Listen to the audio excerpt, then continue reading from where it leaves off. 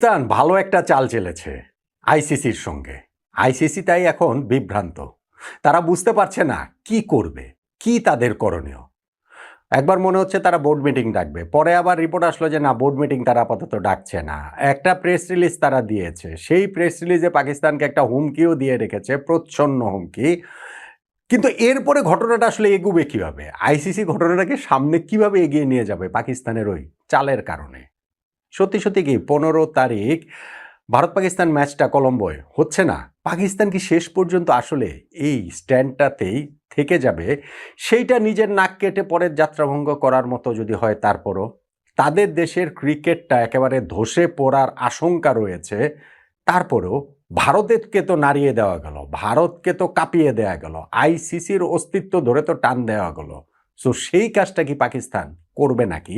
বাংলাদেশের পাশে থাকা টাকা এইগুলো হচ্ছে গিয়ে জাস্ট শুধু বলার জন্য বলা, কিন্তু ওই যে ভারত আইসিসি, আইসিসি তথা ভারত, ভারত তথা আইসিসিকে কাঁপিয়ে দেওয়া, নাড়িয়ে দেওয়া, শেকড় থেকে টান দেওয়ার এই সুযোগটা পাকিস্তান নিতে চাইছে কিনা, সেইটা নিজেদের ক্রিকেটটার চূড়ান্ত সর্বনাশ করে হলেও।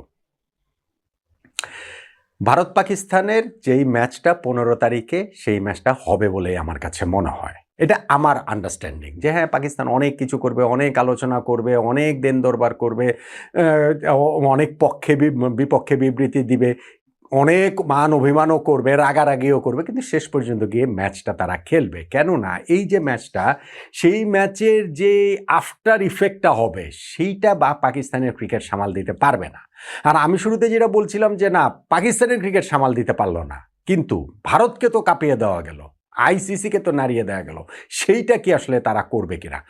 সিদ্ধান্তটা যদি হয় পাকিস্তান সরকারের, সিদ্ধান্তটা যদি হয় একেবারেই পুরোপুরি আঞ্চলিক রাজনীতির উপরে ভিত্তি করে, তাহলে কিন্তু সেটা হলেও হতে পারে যে ঠিক আছে, ক্রিকেট গোল্লায় যাক, আমরা তো রাজনীতির খেলায় জিতলাম। দেখুন, এই খেলার পুরোটাই কিন্তু রাজনীতির খেলা। রাজনীতি খেলা, শশী থারুরের কথা আমি ওইটাতে আসছি, আমি ওই কথাটা একটু আপনাদের কানেক্ট করে দিই। শুরুতে যেটা বলছিলাম যে পাকিস্তান চালটা যে চেলেছে, যে সেই চালটা কি? চালটা হচ্ছে টি-20 বিশ্বকাপে পাকিস্তান খেলবে, পাকিস্তানের সরকার টিমকে সেই নির্দেশনা দিয়েছে, কিন্তু ভারতের বিপক্ষে ম্যাচটা তারা 15 তারিখে খেলবে না। এই সিদ্ধান্তের কথা আমরা কিভাবে জেনেছি? আমরা জেনেছি, বা পুরো ওয়ার্ল্ড জেনেছে, হচ্ছে গিয়ে পাকিস্তান সরকারের পক্ষ থেকে তাদের ওই অফিসিয়াল এক্স অ্যাকাউন্টে একটা পোস্ট করা হয়েছে, সেই জায়গাটা থেকে। পাকিস্তান দল কিন্তু আজকে শ্রীলঙ্কা অলরেডি পৌঁছে গিয়েছে। তাদের কিন্তু ওই যে 4 তারিখে একটা প্র্যাকটিস ম্যাচও রয়েছে, 7 তারিখে তারা প্রথম ম্যাচ খেলবে নেদারল্যান্ডসের সঙ্গে, সবই কিন্তু ঠিক আছে। কিন্তু ভারতের বিপক্ষে যে ম্যাচ খেলবে না, এটার অফিসিয়াল ডকুমেন্টেশনটা কোথায়? আইসিসি যে একটা প্রেস রিলিজ দিয়েছে গতকালকে, সেই প্রেস রিলিজে কিন্তু তারা উল্লেখ করেছে যে এখনও পাকিস্তান ক্রিকেট বোর্ডের কাছ থেকে তারা কোনো লিখিত কিছু পায়নি যে ভারতের বিপক্ষে ম্যাচ তারা খেলবে না। আইসিসি পাকিস্তানকে থ্রেট দিয়েছে, তাদের দেশে ক্রিকেট হয়, ক্রিকেটের বৃহত্তর স্বার্থের কথা ভাবার কথা বলেছে, পাকিস্তান যে এটা বেনিফিশিয়ারি পুরো ক্রিকেট ইকোসিস্টেমের, সেই কথাটা মনে করিয়ে দিয়েছে, সবই ঠিক আছে। কিন্তু অফিসিয়ালি এখন পর্যন্ত কিন্তু Pakistan cricket board international cricket কাউন্সিলকে, পিসিবি, আইসিসিকে আনুষ্ঠানিকভাবে কিন্তু ইমেইল করে জানায়নি, চিঠি লিখে জানায়নি যে তারা ভারতের বিপক্ষে ম্যাচটা খেলছে না। তাহলে এটা অফিসিয়াল হয় কিভাবে? এখন ধরেন পাকিস্তান তো বলতেই পারে যে যে না, 15 তারিখ তারা সুন্দর করে মাঠে চলে গেল খেলার জন্য ভারতের বিপক্ষে, তারা তো শ্রীলঙ্কাতেই থাকবে, তাদের পুরো টুর্নামেন্টই তো শ্রীলঙ্কা, এবং ভারতও সেই কারণেই তারা বলছে যে পাকিস্তান খেলুক বা না খেলুক, 15 তারিখ তারাও ওই আগের ট্রাভেল অ্যারেঞ্জমেন্টেই ভারত থেকে তারা শ্রীলঙ্কাতে যাবে, শ্রীলঙ্কাতে ওই দিন সকালবেলা তারা মাঠে থাকবে, মাঠে গিয়ে যদি দেখে পাকিস্তান নাই, তাহলে তো আর তারা ওই যে 2 পয়েন্ট পাবে, বা তারা তাদের পার্টটা করে রাখবে। এখন পাকিস্তানেরও তো 15 তারিখে এই ম্যাচে সুন্দরভাবে চলে যাওয়ার একটা সুযোগ থাকে না, কেননা পাকিস্তান তো অফিসিয়ালি কোনো কিছু জানায় নাই। পাকিস্তান সরকারের ঘোষণাটাই অফিসিয়াল, ট্রু, খুবই সত্যি কথা। পাকিস্তান সরকার যখন তাদের এক্স হ্যান্ডেলে এই ঘোষণাটা দিচ্ছে, তারপর আর অফিসিয়াল হতে কি বাকি থাকে? কিন্তু আইসিসির অন্তর্ভুক্ত সংগঠন তো পাকিস্তান সরকার না, পাকিস্তান ক্রিকেট বোর্ড। সেই পাকিস্তান ক্রিকেট বোর্ডের তো অফিসিয়ালি আইসিসিকে জানাতে হবে যে না, আমরা টি-20 ওয়ার্ল্ড কাপ খেলছি, কিন্তু ভারতের বিপক্ষে ম্যাচ আমরা খেলছি না। সেটা কিন্তু পিসিবি জানায় নাই। এখন সেটা যদি পিসিবি না জানায় তাহলে কি হবে? দুই পক্ষে অনেক কথাবার্তা হবে, অনেক রকম অনেক আলোচনা, বিভিন্ন পক্ষ, দুই পক্ষ তো না, এখানে অনেক পক্ষ তৈরি হয়ে গেছে এবং সে হওয়াটাই খুবই স্বাভাবিক। কিন্তু পাকিস্তান বলতে পারে আমরা তো অফিসিয়ালি কোনো কিছু জানাই নেই, আমাদের ক্রিকেট বোর্ড তো জানায়নি। ফলে আইসিসি কিন্তু চাইলেই এখন আর ওই যেটা বলছিলাম যে মিটিং করছে, যে একবার নিউজ আসলো যে দলগুলোকে তারা হচ্ছে গিয়ে বোর্ড মিটিং করবে 16 জন সদস্য নিয়ে, কিন্তু তারপরে আবার জানা গেল যে 16 সদস্য মানে ওই যে আমাদের 14-2 ভোটে আমরা হেরেছিলাম না, ওইটাতে হচ্ছে গিয়ে 12টা ফুল মেম্বার টিম, মানে দেশের প্রতিনিধি, সঙ্গে অ্যাসোসিয়েট প্রতিনিধি থেকে 3 জন, আর আইসিসি চেয়ারম্যান হিসেবে জয় শাহ ওইটার মধ্যে থাকবেন। ফলে এই 16 জনকে নিয়ে বোর্ড মিটিং করা হবে। পরে আবার দেখা গেল যে না, এই বোর্ড মিটিং করা হচ্ছে না, কারণ বোর্ড মিটিংয়ে তারা আলোচনাটা যে করবেন, নিশ্চয়ই সামনে আরো ডেভেলপমেন্ট আসবে, কিন্তু এখন পর্যন্ত যে ডেভেলপিং যে স্টোরিটা, সেইখানটাতে তো পাকিস্তান ক্রিকেট বোর্ড অফিসিয়ালি এটা জানায়নি আইসিসিকে। ফলে তারা আসলে যে পাকিস্তানকে কি শাস্তি দেবে, না খেললে কি হবে, ওই রকম জায়গাগুলোতে তারা এই মুহূর্তে তো চলে যেতে পারছে না। আর ভাই পাকিস্তানের যে অবস্থা, এশিয়া কাপের ওই ম্যাচ আরব আমিরাতের বিপক্ষে তারা হোটেলে থেকে ওই যে বের হচ্ছিল না, 1 ঘন্টা পরে গিয়ে ম্যাচ হয়েছে, লাস্ট মোমেন্টে তারা ওই দিনের ডিসিশনে তারা এই কাজটা করেছে 1 ঘন্টার নোটিসে। আর এইখানটাতে ভারত পাকিস্তান ম্যাচের এখনো বাকি রয়েছে 14 দিন, তারা এত সহজে এই ড্রামা ছেড়ে দেবে, নাটক ছেড়ে দেবে তা না, এই নাটক আসলে চলমান থাকবে, চলতেই থাকবে।